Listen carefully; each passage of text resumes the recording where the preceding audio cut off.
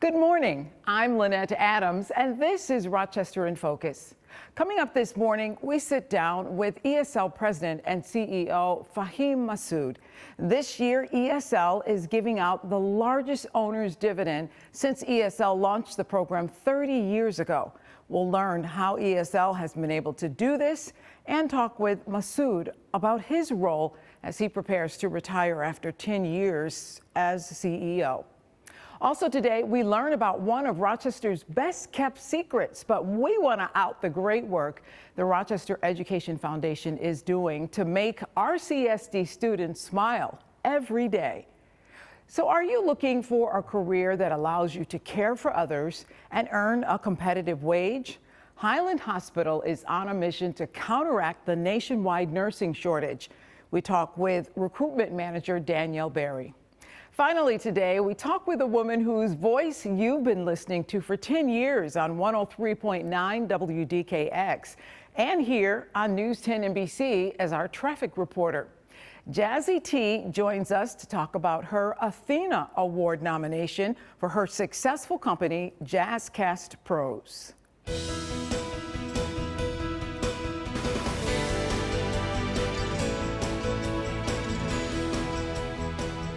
Today, I have the distinct privilege to talk with Fahim Massoud, who is the CEO, the president and CEO of ESL. And this is a proud year. ESL is returning $30 million in owner's dividends to its members. Thank you for being here to talk about this. This is a big year for you. It is. Good morning. Thank you for having me. It is a big year. It's a big year for our membership and community. 30 years we've been declaring dividends. It's our 30th anniversary of returning money to our membership. And in honor of that 30 million going back, we had a nice, strong financial result last year. And the board decided this is the year to get to 30 million. I know you said you had a good year, but talk about how ESL is so solid that it can return that amount of money to its owners. Fundamentally, we are a financial cooperative. Our mission dictates that we share our financial success with our community and with our membership, returning financial results to them. We manage ourselves very much for the long term. We are a 106-year-old organization. Over that time, we have strengthened the organization to make sure it is sustainable to deliver the exceptional experiences, but also to support and build our community. Over the 30 years, we've been able to return $350 million to our membership. But even more importantly, over the past 10 years, between what we've done in philanthropy, community return of funds, and between what we've given as owner's dividend, and some other what we call purpose-based decisions, making sure we're practicing our business in the right way, we've returned over $500 million over the last 10 years. We were talking earlier, and you said it really goes back to the mission, George Eastman's mission when he founded ESL. At the core of it, George Eastman started the then Eastman Savings and Loan to build community, to help people finance homes, become part of the community, care about their community, and we have continued to build on that. In fact, in probably a much more inclusive manner than happened back then, given where we were as a society, and we paid attention to that. But at the core of it, ESL was formed to create prosperity for the community, which is why our purpose is now help our community thrive and prosper. Very at the core of it, why Eastman created us. I've noticed that as some businesses are pulling out of the city, ESL has invested more in the city, putting more branches in the city. Absolutely. We feel it is our responsibility to help with prosperity, not just benefit from prosperity. We see it very important to have financial services accessible to people at a reasonable cost so they can get value from it. I am an immigrant. I have built a life because people supported me. Financial institutions supported me. My father never owned a house. I am a homeowner. And lives are built on access to financial services. What was your philosophy when you took that job? Very importantly, sharing our financial success with community and with our membership. But our success is always grounded in our focus on our employees. Creating great employee experiences leads to great customer experiences, and how we equip our employees to succeed with operational excellence. And then finally, we operate in a community, so we have a responsibility to ensure community prosperity. So we contribute towards creating a wonderful environment in our community, which then working through our employees, which are our biggest asset. We are a service organization. Equipping them properly, we create the customer success, which leads to customers wanting to come to ESL and staying here, which is very important, is giving them reasons, given all the choices they have, that they want to be with ESL. Thank you very much for being here, and congratulations to you and to ESL. Thank you very much. Thanks for having me here. And we'll be right back.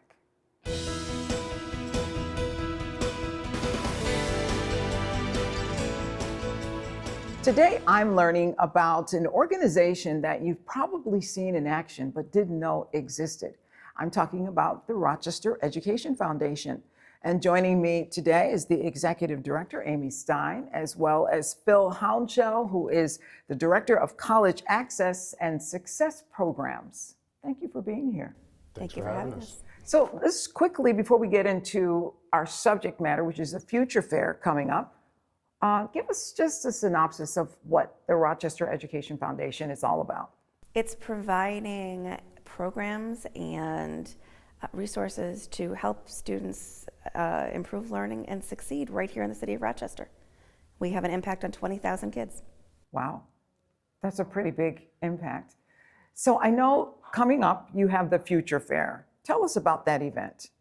The Future Fair is an opportunity for 7th graders in the RCSD to experience different career paths. So when meeting with a lot of the 6th graders who were rising into 7th grade, what we learned is that most of them do not know, or many of them do not know, some of the opportunities that lie ahead. So the Future Fair is basically a museum of careers where they can experience different ways that they can extend themselves in the future.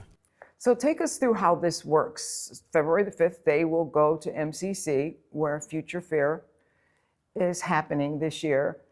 And when they walk through that door, what are they going to see and what are they going to experience? Well, I'm going to back you up a little bit to share with you why we're doing it in the first place.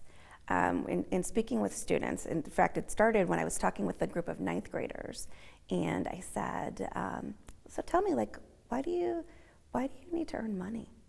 And they said, to pay your bills. And I said, what else? And they looked at me with no answers. And I explained to them that money allowed them the freedom to do all of the things. So we asked, what do you know? And we're gonna prepare this event for you. Who do you want to learn from? Who do you want to see? And some of the kids said, we want to see the boss. And some of the kids said, well, we want to see someone who's just starting. And I said, well, what if we did both? And they said that would be great. So what they will see is a room filled, actually 2 rooms filled at the MCC Brayton campus on Friday, February 6th, of career models from the city of Rochester that love their job and like what they're doing. And that they will be able to see all these people that go to work every day and enjoy it and give back to their community, so that the kids can say to themselves, oh, I can really do anything. 7th grade, why 7th grade? Statistically, by the time they reach high school, many of them have already made the path that will take them into their future, whatever that future may be. So we want to try to reach back and try to reach them a little bit earlier to educate them on the different paths. This is supposed to be a happy place, a safe place. Amidst everything else that is happening in the world, remember that there is always hope. And the people that are in that room want to be there. They are willing to spread joy, hope, and inspire. So that's really what they are looking to get, and that's why 7th grade. So for kids who don't know about it or who haven't signed up, how can they take part in this? Oh, well, that's where it's really great. They don't have to. The partners that we work with at RCSD are arranging to bring students there. So if anybody is watching that hasn't yet signed their permission slip, they want to make sure that they do that. But they take care of everything and will bring them to the event. So when they leave that event, what will they be armed with? Inspiration, hope, and excitement for their future, that they can truly do anything. They will get a booklet of all the career models that were in the room. And of course, they're going to get some sunglasses because their future's bright. I love that part of it. I love that part. And what do you need from the community?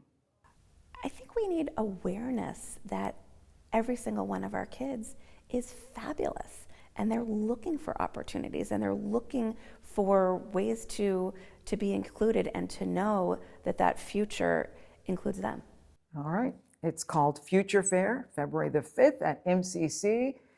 It's absolutely free. You just have to make sure that you sign up, that your parents have signed the permission slip, and it's that easy. We'll be right back.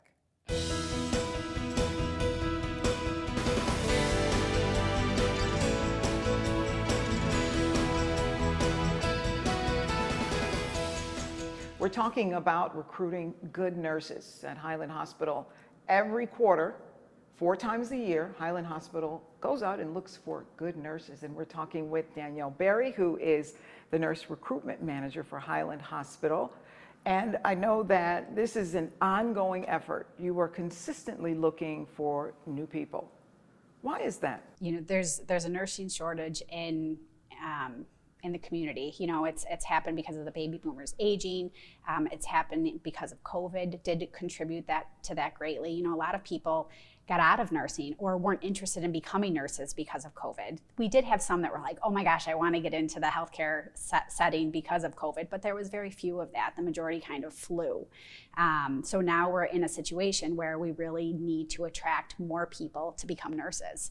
And so this is why we're having, you know, different recruitment events, different creative kind of outreach ideas to get people interested in becoming nurses. We're even going into high schools and trying to, you know, encourage and get the word out about what being a nurse is, and what we do to kind of get the wheels turning so that people, when they are making the decision about where they want to go to school and what they want to do when they grow up, they think about nursing. COVID played a big role in that, right? A lot of nurses made some career decisions in COVID and left the profession, correct? Yeah, absolutely. You know, it was a scary time. You know, it hit every field hard, but it hit healthcare, you know, specifically very, very hard. And, you know, we're still getting out of that. Even after all these years of kind of being done with COVID, we're still kind of trying to figure out a way to fill the positions that were vacated during that time. But in some respects, nursing has become an attractive profession for people who want a little bit more flexibility, a little bit more control over their schedule, how much money they make. Can you talk a little bit about that? Sure. Nursing, the schedule for nurses is very flexible. Many nurses work 12-hour shifts, so they're working 3 12s a week, which gives them some significant time off to have that work-life balance and to have a little bit more say in their schedule. There's also a lot of benefits that come with nursing. Now, you know, we have great tuition assistance benefits, so if they want to advance their degree after they become a nurse and get their bachelor's or become a nurse practitioner or whatnot. Some other opportunities, now we have loan forgiveness programs. So, you know, folks can start as a nurse at Highland, and then we will help pay for the loans that they've endured while in nursing school. So there's different benefits now that have come into play for nurses that never existed before. There are a lot of different places, a lot of different opportunities. It's not just nursing on a floor, but nurses can do a lot of different things now, right? Yes, for sure. Before, when you became a nurse, you kind of had to work in the hospital, and you had to work in the hospitals for a certain amount of time before you can get to a specialty area or go to outpatient.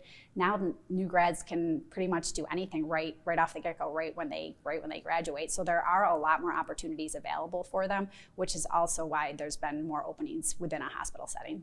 And the money is competitive. And the money is competitive now. Yeah, the nursing salaries have really gone up pretty tremendously over the last several years, which has been great for our profession for sure. So, but you're still seeing that revolving door. It is improving slowly, right? But you're still seeing that revolving door. And I guess you want to get to a place where you stabilize that. Yeah, and how we stabilize retaining our nurses. So, our culture is really what keeps people at Highland. The profession itself is rewarding. Robots can't do our job. You really have the ability to make an impact every single day, but you want to make sure it's in an environment where you can thrive and grow and make that difference. And Highland really does cultivate that culture and that environment. So you are targeting people who are already nurses, people who are in school, who are in nursing schools.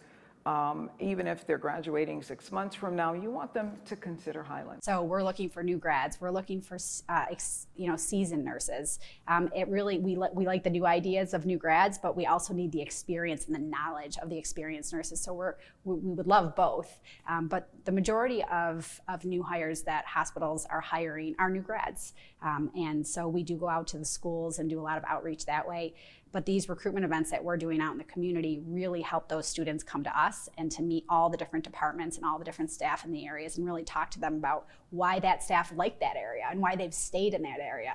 And our nurses really love talking about what they do. Quickly tell us, if they miss a recruitment event, what's the best way to get in touch with you and find out more? Yeah, they can really just call Nurse Recruitment at Highland Hospital. They can email us.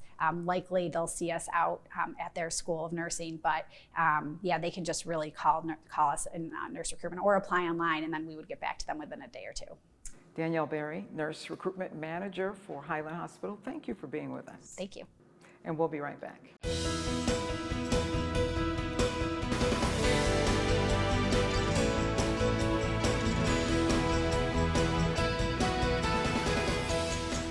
I have the privilege of talking with Jazz Williams. You may know her as Jazzy T. She's a radio personality on WDKX, and she has a long history of broadcasting, entrepreneurship, but we're talking about an Athena Award nomination, 2026. Thank you for being here. Oh, Lynette, it's my pleasure to be back here. Such a surreal, full circle moment. That's right, because your past, your history includes traffic reporter here at News 10 NBC. You are a busy lady. Thank you. 3 businesses. You've started 3 successful businesses. You have been chosen as a finalist for this Athena Award because of your podcast business. It's called JazzCast Pros. But you know a lot about entrepreneurship. You've been doing it for a long time. I have, yeah. We started our first business in 2008 back in Michigan. It's JazzCast Pros. My husband and I created that when Michigan became a big hotspot for productions. And so I have a lot of experience working in LA in casting and production services. So really just, building a bridge between the Hollywood producers and the regular Michigan residents who were interested in getting into the film. So that business was successful. Then you moved to this area. You do a great job on the radio. Why run the business on the side? Well, I mean, really the entrepreneurial bug bit me back there in Michigan, and I see the impact of providing a platform for, what you would call regular people who thought they would never have an opportunity to be on set with Kurt Russell and Barry Sanders, right? And so with JazzCast Pros, that's exactly what we do. So we're a Rochester-based, MWBE certified podcast production network. And what we do is elevate the voices of thought leaders, whether they are entrepreneurs. We have a lot of people who talk about the messy middle of entrepreneurship and just help people feel a little bit more connected and create that community. And we also have hosts that focusing on wellness, whether it's mental health, or we have a sleep doctor who comes on and talks about not just the importance of sleep, but how to get better sleep and how that's really the foundation of your health. And so, as you mentioned, 25 years in broadcasting now, I have a lot of knowledge and a lot to give, and I really find joy in elevating other people's voices. So when you were nominated for this Athena Award, what was the first thing you thought about? Me? If you see the list, it's a very impressive list. There's 3 categories. I'm nominated in the young professional category, and even that one, there's just so many powerful women here in Rochester that we'll be getting together on February 5th. It's just amazing honor. And Athena is really about leadership, and sometimes you sit back and you're like, wow, you know, when you put together a platform for people and you are coaching them through, you know, because all of my podcast hosts, they are brand new to this space. You know, they don't come with a journalism degree, but they come with a message or a story to tell. And so to be able to lead them and coach them, it really, you know, solidifies that this work matters, and, you know, elevating voices and being able to create an opportunity for people to live out their dreams and to reach more people. Jazz, you are so talented. Not only do you have the podcast business, but you also have a fitness business. Yeah, so Hustle for Health has been going since 2012. We actually launched at Juneteenth Festival down in Buffalo, New York. We marched, or I should say, dancercised our way through the entire length of the parade route, which was a little harder than I expected. And we have some older people because the program is designed for seniors. And so that has been running year after year at a community center down in Buffalo. We actually did our kickoff here in Rochester with the News 10 NBC Wellness Expo too, which was a lot of fun, and you participated in that as well. And so that's just an opportunity to take one of my other passions, which is line dancing, or back where I'm from in Detroit, we call it hustling. And so we created Hustle for Health, which is simple line dance movements that you can use as your daily cardio without feeling like you have to go to the gym. Thank you so much for stopping by. Oh, thank you for having me. So much fun. Yes, thank you. And I look forward to seeing everyone, whether you come to the Athena Awards or just out and about. And of course, any help anybody might need, even just questions you want to ask me about podcasting, I'm your girl. All right. And we'll be right back.